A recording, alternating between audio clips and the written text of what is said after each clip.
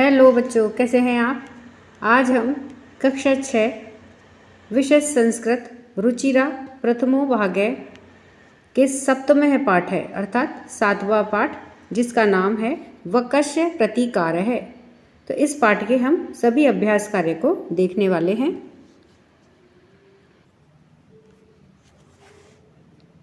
प्रश्न 1, उच्चारणं कुरुत, उच्चारण कीजिए। तो यत्र यत्र यानी जहाँ, तत्र तत्र यानी वहाँ, कुत्र यानी कहाँ, अत्र यानी यहाँ, अन्यत्र यानी अन्य कहीं,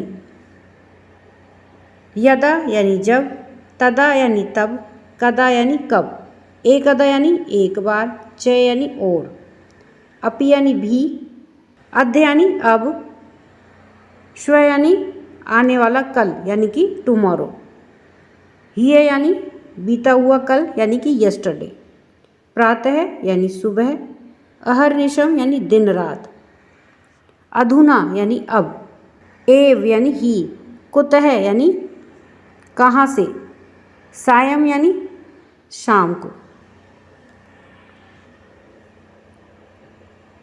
प्रश्न 2, मंजुषातः उचितम अव्ययपदम चित्वा रिक्त स्थानम पूरयत। मंजूषा से उचित अव्यय पद को चुन करके रिक्त स्थानों की पूर्ति कीजिए। तो यहाँ पर देखिए, ये मंजूषा दी गई है जिसमें ये पद दिए गए हैं। इन पदों को,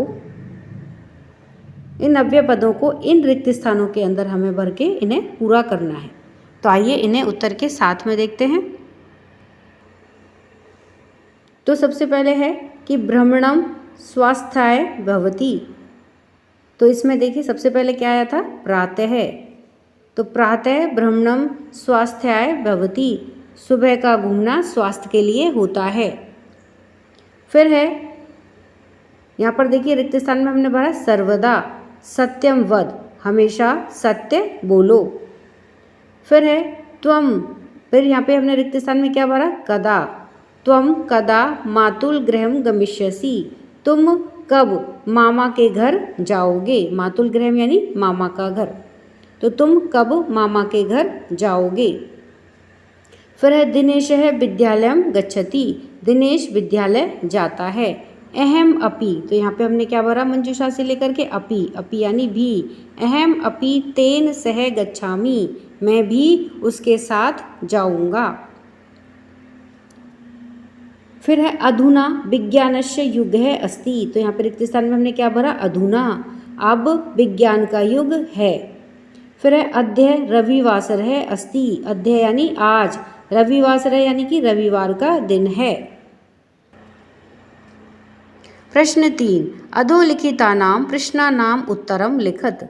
नीचे लिखे हुए प्रश्नों के उत्तर लिखिए। तो यहाँ पर देखिए कुछ प्रश्न दिए गए हैं जिनके हमें उत्तर लिखने हैं।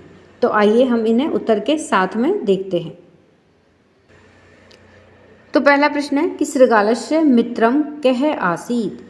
शृगाल का यानी कि गीदड़ का मित्र कौन था। उत्तर है कि शृगालस्य मित्रम बकः आसीत्, गीदड़ का मित्र बकः यानी बगुला, बगुला था। फिर है स्थालीतः कः भोजनम न आखादत। थाली से किसने भोजन नहीं खाया। स्थालीतः यानी थाली। फिर है उत्तर में क्या आएगा कि स्थालीतः बकः भोजनम न अखादत, थाली से बगुले ने भोजन नहीं खाया। आगे है बकः शृगालाय भोजने किम अयच्छत। बगुले ने गीदड़ को भोजन में क्या दिया। उत्तर है बकः शृगालाय भोजने क्षीरोदनम अयच्छत। बगुले ने गीदड़ को भोजन में क्षीरोदनम अर्थात खीर दी। फिर है शृगालस्य स्वभावः कीदृशः भवति। शृगाल यानी कि गीदड़ का स्वभाव कैसा होता है। उत्तर है शृगालस्य स्वभावः कुटिलः भवति, गीदड़ का स्वभाव कुटिल होता है। प्रश्न 4, पाठात् पदानि चित्वा अधोलिखितानां विलोम पदानि लिखत। पाठ से पदों को चुनकर नीचे लिखे हुए शब्दों के विलोम पद लिखिए। जैसे यहाँ पर एक दिया हुआ है शत्रु, तो उसका क्या है विलोम शब्द मित्रम। इसी प्रकार से यहाँ पर जो ये शब्द दिए हैं इनके हमें यहाँ सामने जो रिक्त स्थान दिया है उसमें इनके हमें विलोम शब्द लिखने हैं।